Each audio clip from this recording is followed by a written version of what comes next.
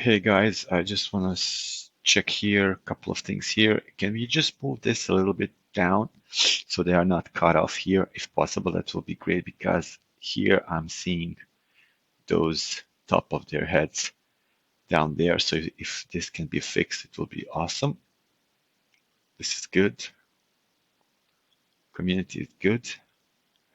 Perhaps this section should be a little bit divided with some lines so they are not like floating here.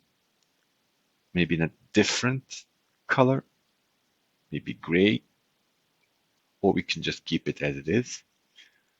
Remove this open houses section. This is something that is not necessary at this point. And here we are missing an email which is already applied here. So please add that as well. And that should be the changes for now so we can send to the client and see what else we are missing. Thanks.